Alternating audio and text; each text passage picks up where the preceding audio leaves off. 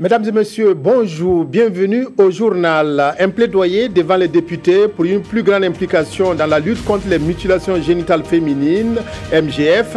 Il a été fait ce matin par l'épouse du président du Faso, Sika Kaboré.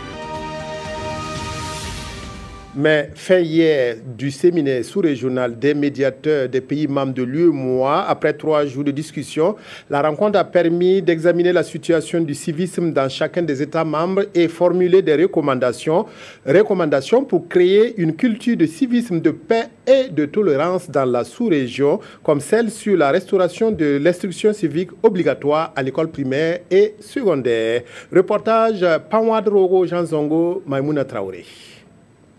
Les communications ont été présentées par des experts venus des pays membres de l'UEMOA. Des communications suivies d'échanges qui ont permis aux médiateurs d'identifier les causes de l'incivisme dans la sous-région. D'un État à l'autre, les causes demeurent identiques. La perte des valeurs morales, l'effondrement de l'autorité de l'État, la démission des parents, la faiblesse des systèmes éducatifs, la malgouvernance, l'impunité, la pauvreté, le chômage. Au regard de la recrudescence des actes d'incivisme, les médiateurs ont formulé des recommandations. Nous avons demandé une instruction militaire aux futurs agents de l'État à un certain niveau. Il vous appartiendra de savoir ce que signifie le droit d'aînesse. Il vous appartiendra de savoir céder la place à la dame qui est plus âgée. Il va savoir aider la dame qui porte de lourds fardeaux à traverser la rue. Il va falloir que vous compreniez que vous ne pouvez pas déverser votre colère en détruisant les feux tricolores, que vous ne pouvez pas brûler les lampadaires, que vous ne pouvez pas vous en prendre aux biens d'autrui impunément. Il y a des lois et des règlements. La presse est fortement attendue sur le terrain de la lutte contre l'incivisme. Tout à l'heure va être lue une motion pour demander que nos États soutiennent la presse, pour que vous ayez davantage de programmes de déontologie, de rigueur, d'éthique, mais également que vous ayez des programmes culturellement ancrés dans leur production et dans leur diffusion pour pouvoir contrecarrer, pour autant que faire se peut, les programmes importés. Les médiateurs des pays membres de l'UEMOA se sont engagés à faire des plaidoyers auprès des autorités nationales sur la nécessité de promouvoir l'esprit civique.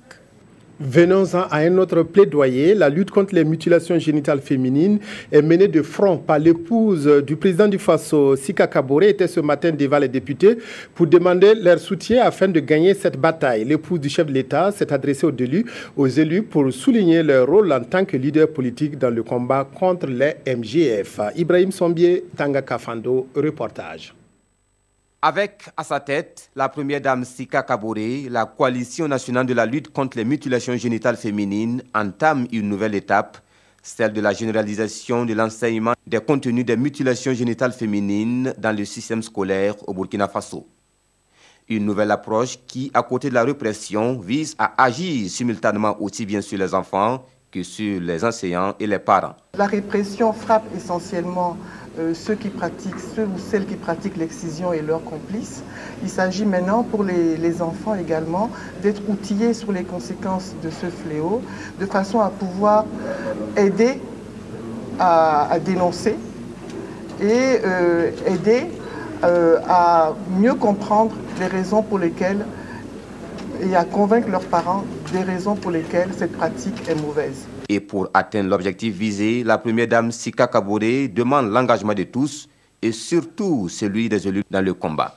Le député, comme vous le savez, est un leader dans sa circonscription électorale et nous pensons qu'il est à même de créer sur le terrain, avec les acteurs locaux, avec les élus municipaux, avec les maires, de créer une synergie efficace de lutte contre les MGF.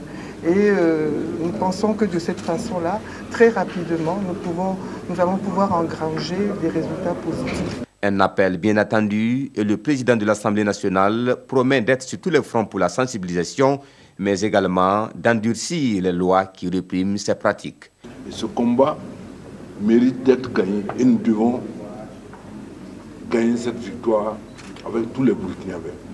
Les initiatives prises par la première dame, non seulement dans ce cas de lutte contre les mutilations génitales féminines, contre le cancer du col de l'utérus, participent de sa volonté de contribuer à l'épanouissement de la femme burkinabé. Au Burkina Faso, le tableau sur les mutilations génitales féminines reste sombre, mais les acteurs se convainquent de venir à bout du phénomène avec l'engagement de tous. Le fonds d'appui à la formation professionnelle donne un coup de pouce au patronat burkinabé. 112 500 000 francs CFA ont été octroyés au Conseil national du patronat burkinabé à travers une convention. Cette enveloppe va servir au renforcement des capacités en ressources humaines du CNPB. Reportage Bouma Ernest Nebier. Par cette signature, le Fonds d'appui à la formation professionnelle et à l'apprentissage, FAFPA, accorde officiellement 112 500 000 francs CFA au Conseil national du patronat burkinabé CNPB. Un montant qui va permettre aux bénéficiaires de renforcer les capacités des ressources humaines des entreprises. Nous avons dit que le Conseil national du patronat burkinabé a contribué à la mise en place du FAFPA. Aujourd'hui, nous pensons que ce partenariat qui vient d'être scellé consacre une journée de réflexion, une journée, n'est-ce pas, de mise en œuvre de son programme en ce qui concerne donc la formation professionnelle. Pour les initiateurs, il est nécessaire et urgent que la problématique des ressources humaines soit définitivement réglée. Et à ce sujet, des sessions de formation seront organisées dans plusieurs domaines. Consacre un partenariat qu'ils envisagent très fructueux pour valoriser les compétences et le capital humain au Burkina Faso. Vous savez que la question du capital humain est fondamentale pour un pays. Ayant pour souci le développement social et économique du pays pour les bénéficiaires, l'action de FAFPA va permettre à de nombreux jeunes d'accéder aux nouvelles opportunités de formation professionnelle. Lancement mercredi dernier à Niangologo du projet de promotion et de protection des droits des migrants. Le projet est initié par l'association TON et sera exécuté pendant 6 mois. Il a bénéficié de l'appui financier de l'Organisation internationale pour les migrations. Objectif, travailler au respect des droits des migrants dans un contexte où le pays connaît un grand retour de migrants. Karim Ilboudo a dit Sandamba. Partenaires techniques locaux de l'association TON et leaders d'opinion de la région des Cascades. Tous sont ici à l'école des textes et lois en matière de migration. Question donc de les outiller pour un meilleur accompagnement des migrants. Une formation qui se tient en faveur du lancement du projet de promotion et de protection des droits des migrants.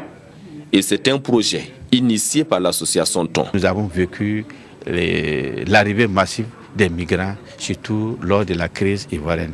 Et aussi récemment, vers les expulsés de la Guinée-Conakry, et certains même sont venus du Sénégal. Avec une durée d'exécution de 6 mois, le projet de promotion et de protection des droits des migrants comporte 3 volets. D'abord, c'est l'amélioration des conditions et des connaissances des partenaires techniques sur quand même les lois juridiques en matière de migration. Et le deuxième axe, c'est le renforcement des capacités de certains acteurs locaux sur la prise en charge et l'accueil des migrants. Et le troisième axe, c'est de favoriser la réinsertion socio-économique des migrants. Financé par l'OIM, l'Organisation internationale pour les migrations, le projet sera exécuté sur toute l'étendue du territoire national. Le centre d'évaluation et de formation professionnelle de Ouagadougou veut se faire connaître davantage du grand public, d'où la tenue d'une journée porte ouverte mercredi dernier. Les visiteurs ont eu droit à une visite guidée pour connaître les filières qui sont enseignées dans l'établissement. Ils ont également découvert les différentes machines utilisées pour la formation. Issa Kafando, Oumar Zombré. Des échantillons de clous, de papier hygiénique ou encore de l'eau en sachet, voici quelques fabrications de ces machines. Et c'est ce qui est donné à voir ici à cette journée porte ouverte du Centre d'évaluation et de formation professionnelle de Ouagadougou, CFPO. Une journée qui vise à faire connaître le centre du public et de ses partenaires. La plupart du temps, lorsqu'on parle du CFPO, les gens se demandent en fait où est-ce qu'on est situé, qu'est-ce qu'on fait exactement, parce que nous voulons travailler en fait en symbiose avec eux. Nous travaillons avec des professionnels qui nous disent à l'instant T qu'est-ce qu'il faut, ce dont ils ont besoin en fait, comme Apoena. Le CFPO dispose de plus d'une trentaine de filières et peut recevoir jusqu'à 400 élèves. À partir du certificat de qualification professionnelle CQP ou du certificat d'aptitude professionnelle CAP comme diplôme de base, l'établissement délivre un brevet de qualification professionnelle BQP à la fin de la formation. Nous sommes les bénéficiaires d'un projet qui est quand même africain. Donc la base de ce centre d'incubation là, c'est de permettre même à ceux qui sont dans les pays limitrophes de venir se former ici. Donc nous sommes en fait une vitrine de l'Afrique de l'Ouest et avec l'Inde. Le centre d'évaluation et de formation professionnelle de Ouagadougou existe depuis 2014. Il a pour mission de mettre en œuvre la politique nationale d'enseignement et de formation technique et professionnelle du Burkina Faso. C'est parti pour la première édition du Festival des musiques du monde et des arts d'Afrique de Tanger Womaf. Durant 3 jours, les festivaliers auront droit à des concerts et à des expositions. Une place de choix est accordée à la réflexion à travers des conférences. Le Burkina est le pays invité d'honneur de la première édition de ce festival de Tanger.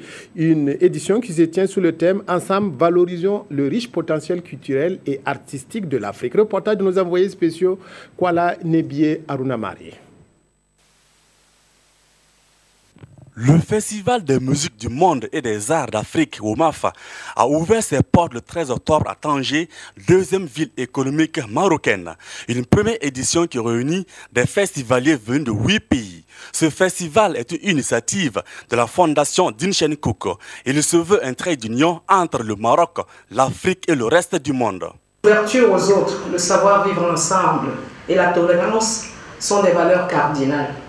Ce sont pour ces raisons en particulier que le Maroc développe avec autant de succès des relations sud-sud sur un pied d'égalité avec ses pays frères d'Afrique subsaharienne.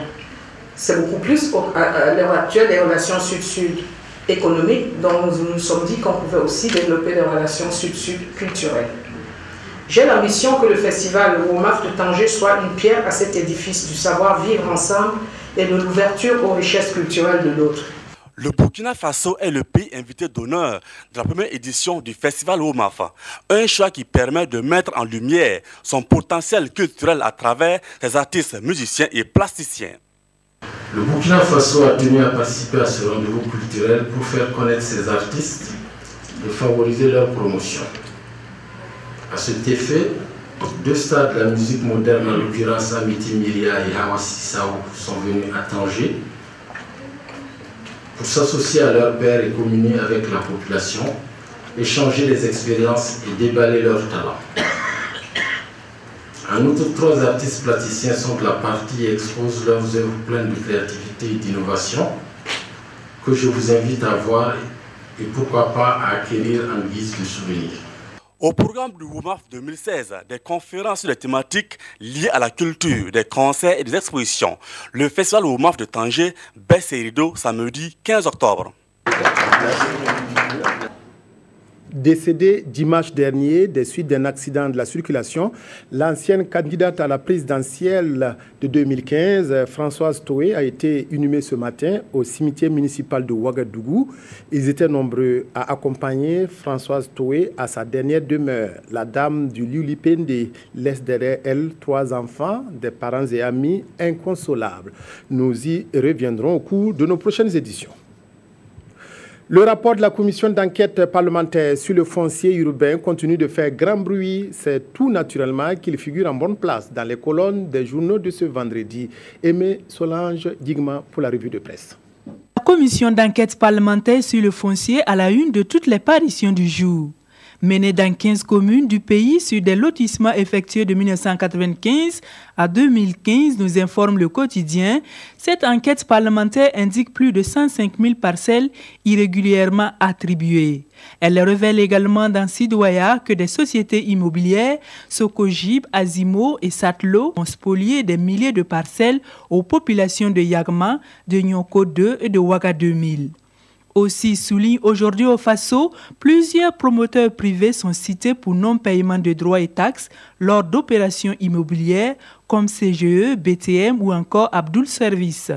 Des résultats livrés aux députés de l'Assemblée nationale qui autorisent le retrait de ces parcelles illégalement acquises indiquent le pays qui explique que cette opération permet à l'État de récupérer plus de 105 408 parcelles, soit 16 milliards de francs CFA au profit du trésor public.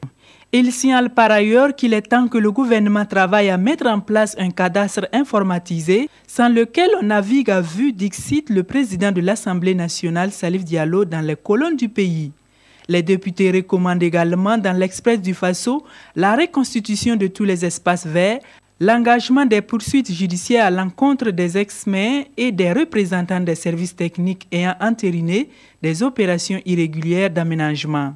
Pour certains, écrit le quotidien d'État, cette enquête marque le début d'un processus de démantèlement d'un système mafieux dans le domaine des lotissements au Burkina, d'où l'impérieuse nécessité d'étendre l'enquête aux autres collectivités territoriales, conclut l'observateur Palga. C'est tout pour cette édition. Merci de votre aimable attention. Bon après-midi sur la RTB.